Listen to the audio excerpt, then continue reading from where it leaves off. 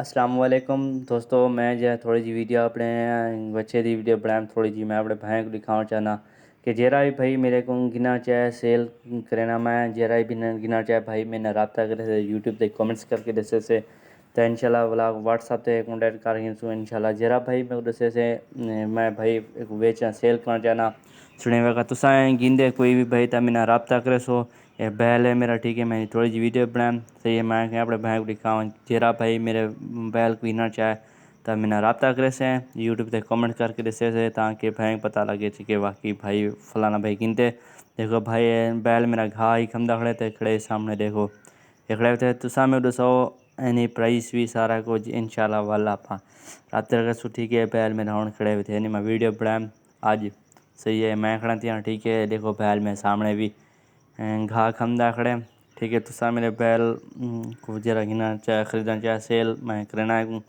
ठीक है। तुसा मेरे को कॉमेंट्स करके दसे सो इंशाल्लाह जरा ना मैं तो दसे सन रेट भी सारा कुछ ठीक है।